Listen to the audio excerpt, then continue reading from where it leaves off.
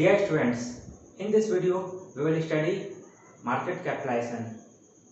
After watching this video, you will understand the meaning of market capitalization, formula of market capitalization with example, the importance of market capitalization for investor, and the classification of companies on the basis of market capitalization, and what are the factors that affect market capitalization of a company, and we will also understand the difference between market value and market capitalization of a company. After that, we will study how a company can increase its market capitalization. Market capitalization is also known as market cap. Market capitalization को हम लोग market cap भी कहते हैं. Cap ये short form है capitalisation का या कैपिटल का. हिंदी में मार्केट कैपिटलाइजेशन को बाजार पूंजी भी कहते हैं. बाजार का मतलब मार्केट और पूंजी का मतलब कैपिटल या कैपिटलाइजेशन. अब मार्केट कैपिटलाइजेशन है क्या, हम लोग अब समझेंगे मार्केट कैपिटलाइजेशन का डिफिनीशन और मीनिंग, और इसके बाद एक एग्जांपल के थ्रू इसकी मीनिंग को हम लोग और ज़्यादा एक्सप्लोर करेंगे. तो मार्केट कैपिटलाइजेशन का डिफिनीशन है, market capitalization is the value of the total outstanding shares of a company. तो इस डिफिनीशन में दो बातें सामने आई. पहला बात है वैल्यू और दूसरा बात है टोटल आउटस्टैंडिंग शेयर. तो वैल्यू क्या, किस चीज़ का वैल्यू? वैल्यू का मतलब हुआ शेयर का मार्केट वैल्यू. मार्केट वैल्यू का मतलब ऐसा वैल्यू जिस वैल्यू पे शेयर का स्टॉक एक्सचेंज में बिक्री और खरीद हो. वैल्यू का मतलब मार्केट वैल्यू ऑफ शेयर. दूसरा बात जो इस डिफिनीशन में सामने आए वो है total outstanding share. Total outstanding share का मतलब जब से ये कंपनी बनी है, कंपनी के फॉर्मेशन के बाद इस कंपनी के द्वारा जो total number of share issue हुआ उसको बोलते हैं टोटल आउटस्टैंडिंग शेयर. इसका मीनिंग हुआ total number of shares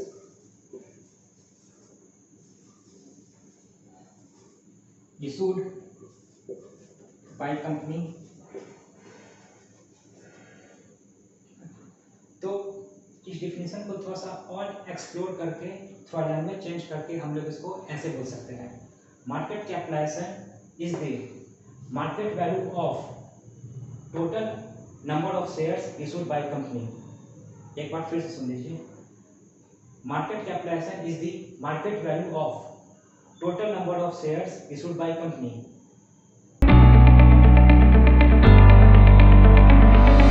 market capitalization का फॉर्मूला है market capitalization is equal to market price per share multiplied by total number of outstanding share.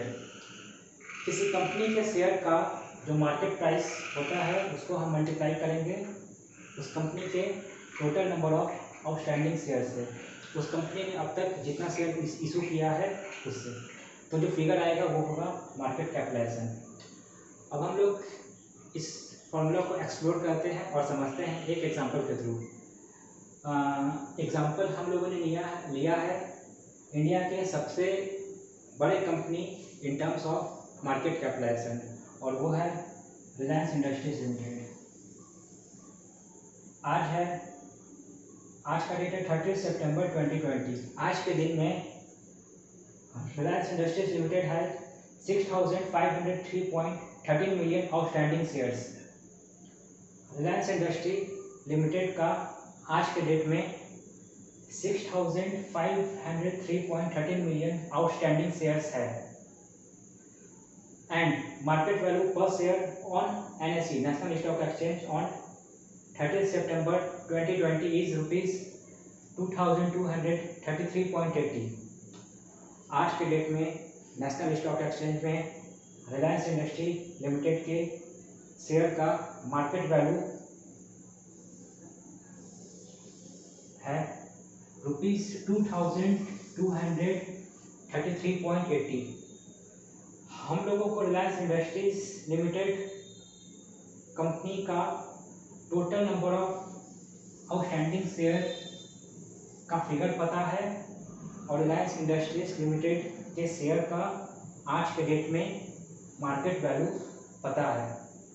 ये दोनों इंफॉर्मेशन के बेसिस पे हम लोग रिलायंस इंडस्ट्रीज लिमिटेड का मार्केट कैपिटलाइजेशन को निकाल लेंगे।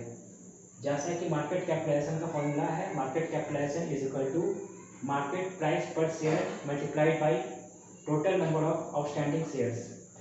तो मार्केट प्राइस है 2233.80, इसको हम लोग मल्टीप्लाई करते हैं total number of outstanding share जो कि है 6503.13। तो हम लोगों ने मल्टीप्लाई किया तो मार्केट कैपिटलाइजेशन का फिगर आया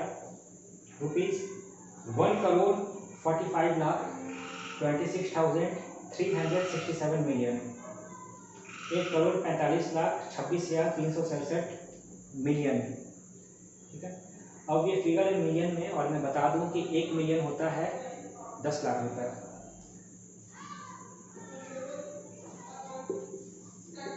$1 million is equal to ₹10 lakh.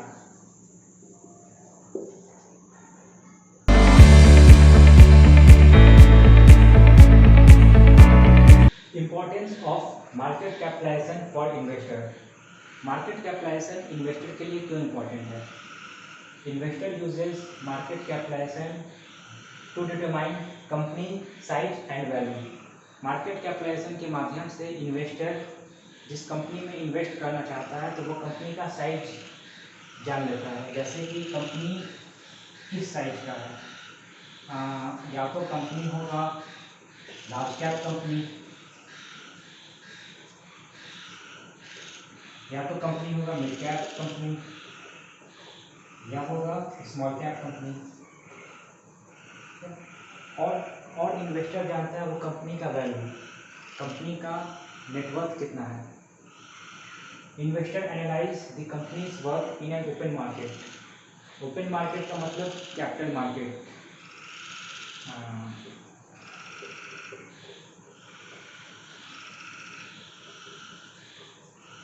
उस कंपनी का कैपिटल मार्केट में वर्थ कितना है। तो ओवरऑल मार्केट कैपिटलाइजेशन के थ्रू कोई भी इन्वेस्टर या other stakeholder investment decision आसानी से ले सकता है। Hence market capitalization help the investor and other stakeholders in investment decision.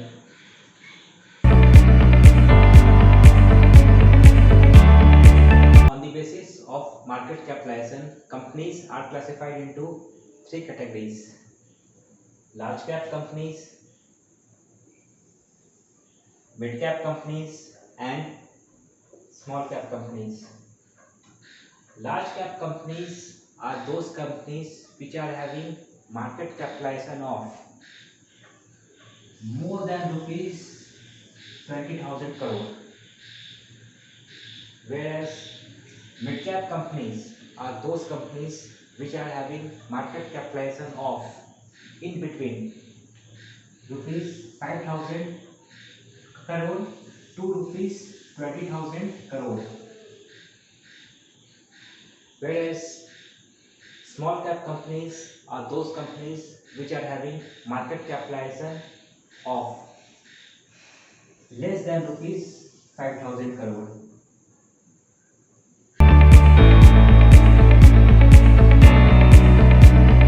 Factors affecting market capitalization of a company.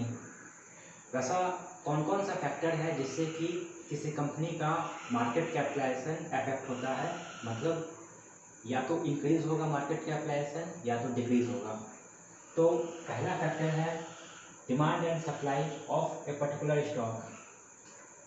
किसी कंपनी के स्टॉक का डिमांड और सप्लाई इंक्रीज या डिक्रीज होने से उस कंपनी के स्टॉक का मार्केट प्राइस भी इंक्रीज और डिक्रीज होगा, और स्टॉक का मार्केट प्राइस इंक्रीज या डिक्रीज होने से उस कंपनी का जो मार्केट कैपिटलाइजेशन है वो भी अफेक्ट होगा।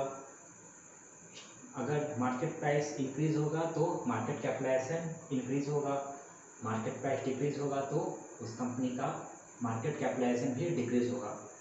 इसको और अच्छा से हम लोग समझते हैं एक एग्जांपल के थ्रू।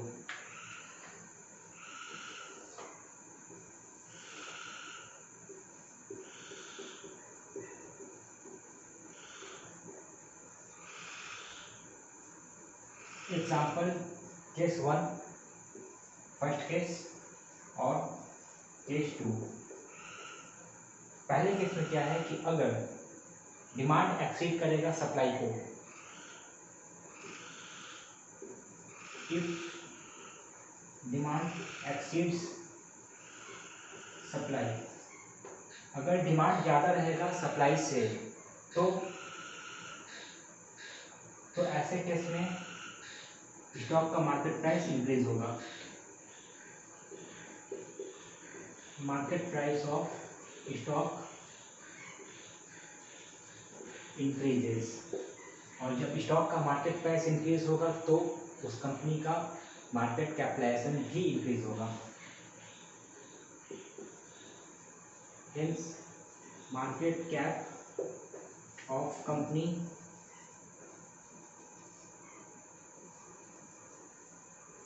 इंक्रीज। तो पहला केस में अगर डिमांड एक्सीड करता है सप्लाई से तो स्टॉक का मार्केट प्राइस इंक्रीज होगा, और जब स्टॉक का मार्केट प्राइस इंक्रीज होगा तो उस कंपनी का मार्केट कैप भी इंक्रीज होगा। इसी का जस्ट अपोजिट सेकंड केस, अगर सप्लाई एक्सीड करेगा डिमांड से, मतलब कि सप्लाई ज़्यादा होगा डिमांड से, तो ऐसे केस में मार्केट प्राइस डिक्रीज करेगा। लॉ ऑफ डिमांड याद कीजिए आप लोग।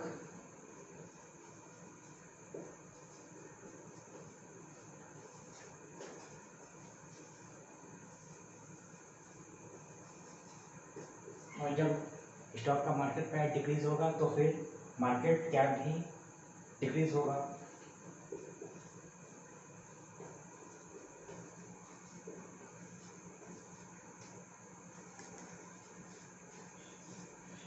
ठीक है, एग्जांपल से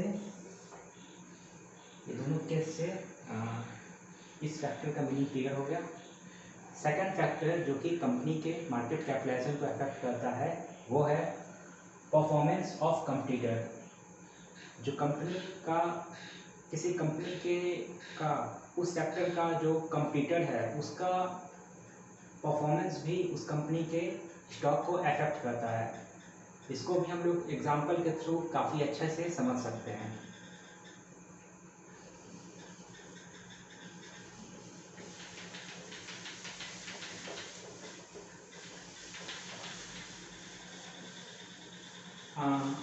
हम लोग एक बेस्ट कंपनी मानते हैं, बेस्ट कंपनी हम लोग मानते हैं TCS को, Tata consultancy services, TCS company IT sector का इंडिया का सबसे बिगेस्ट कंपनी है, जो कि NSE नेशनल स्टॉक एक्सचेंज और बॉम्बे स्टॉक एक्सचेंज दोनों में लिस्टेड है। अब IT सेक्टर का जो दूसरा कंपनी है जो कि TCS का कंपटीटर है वो है इन्फोसिस, विप्रो, HCL टेक्नोलॉजी और है टेक महिंद्रा, और भी बहुत सारा IT सेक्टर का कंपनी है जो कि TCS का कंपटीटर है। तो ये सब जो कंपनी है जो कि TCS का कंपटीटर है, ये सब कंपनी का परफॉर्मेंस से भी इस कंपनी का स्टॉक प्राइस इफेक्ट होगा, और जिस कारण कि इस कंपनी का मार्केट कैपिटलाइजेशन इफेक्ट होगा। थर्ड फैक्टर जो कि मार्केट कैपिटलाइजेशन को इफेक्ट करता है वो है economic environment and other factors such as macroeconomics and geopolitics. किसी कंपनी का इकोनॉमिक एनवायरनमेंट और दूसरा फैक्टर जैसे कि मैक्रो इकोनॉमिक्स और जियोपॉलिटिक्स, ये सब फैक्टर से भी स्टॉक प्राइस इफेक्ट होता है, जिससे कि उस कंपनी का मार्केट कैपिटलाइजेशन भी इफेक्ट होता है। फोर्थ फैक्टर है कंपनी स्पेसिफिक न्यूज़।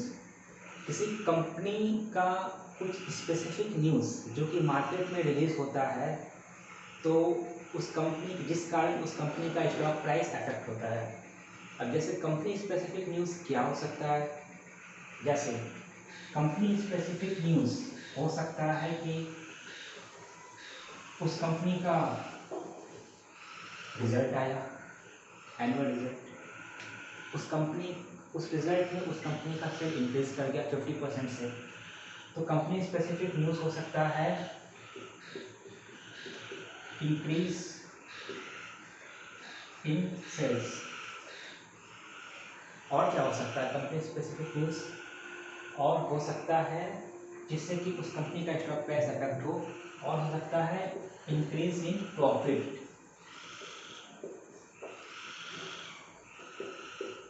और हो सकता है कंपनी अगर डिविडेंड डिक्लेयर करे, डिविडेंड डिक्लेरेशन, और कंपनी अगर बोनस शेयर इशू करे, इससे भी स्टॉक प्राइस अफेक्ट होता है।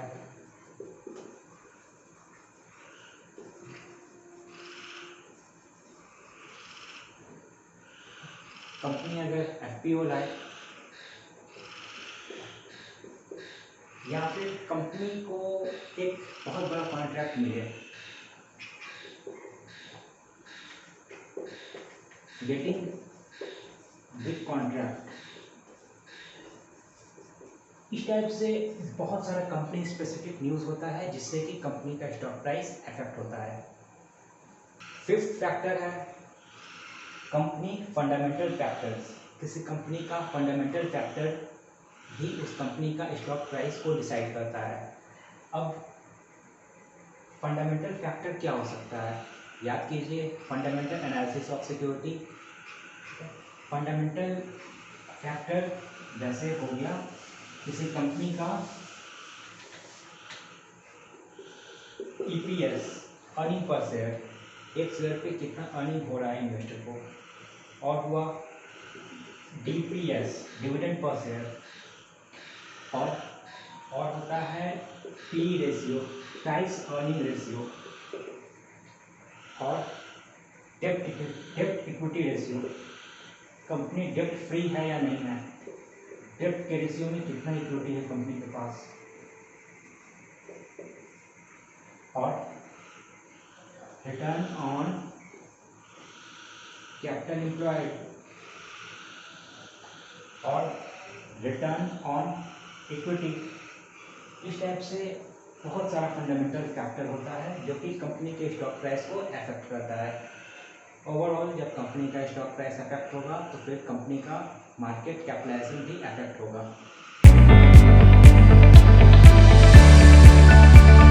दो टर्म है, फर्स्ट टर्म है मार्केट वैल्यू और सेकंड टर्म है market capitalization.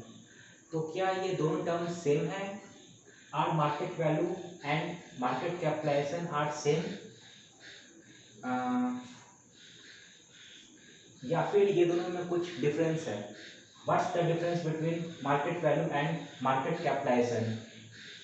Both market value and market capitalization are two different concept. Market value और मार्केट कैपिटलाइजेशन दोनों दो अलग अलग कॉन्सेप्ट हैं।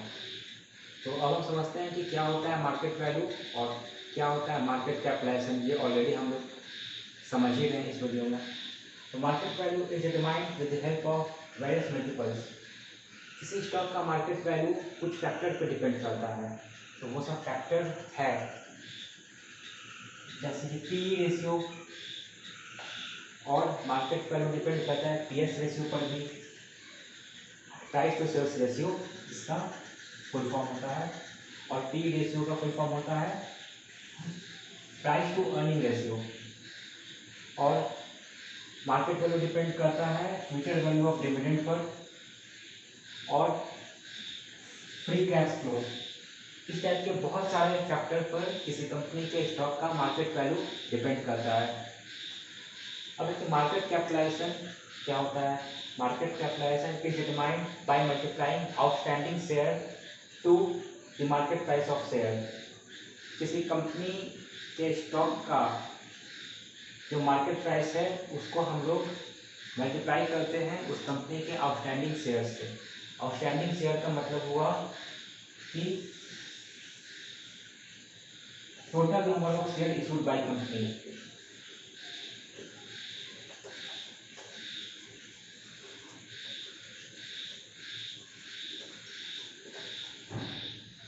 किसी कंपनी ने अब तक जितना शेयर इशू किया है उसको हम लोग उस कंपनी के स्टॉक के मार्केट प्राइस से मल्टीप्लाई करेंगे और जो फिगर आएगा वो होगा market capitalisation.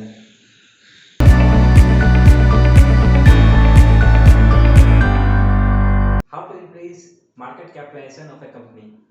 There are two ways by which a company can increase its market capitalization. First, by increase market value of stock, and second, by issuing new shares. A company can increase its market capitalization by increase its market value of stock. If market value of stock increases, then market capitalization also increase. With the increase in market value of stock, uh, with the increase in market value of stock, the market capitalization of company also increase. Why this happen? This happen because market capitalization is the market value of total outstanding share of company. The second way through which a company can increase its market capitalization is by issuing new shares. We can understand this with the help of example. In the case 1, the total outstanding share is 2 lakh share. Market value is rupees 10 per share. Therefore, the market capitalization is 2 lakh multiplied by 10, that is rupees 20 lakh. In the case 2, everything remains same. As you can see, the only difference between case 1 and case 2 is that in the case 2, this company issue 1 lakh new shares. In the case 2, the company issue 1 lakh new shares. So by issuing new share, the total number of outstanding share remained with the company is 3 lakh share, and the market value is rupees 10 per share. Therefore, the market capitalization is 3 lakh multiplied by 10, that is rupees 30 lakh. We can see the difference between case 1 and case 2. In case 1 and case 2, everything remains same. The only one difference is that in case 2, the company issue 1 lakh new share, and with the increase in 1 lakh new share, the total market capitalization in case 2 increases by rupees 10 lakh. The difference between the market capitalization in case 1 and case 2 is 10 lakh.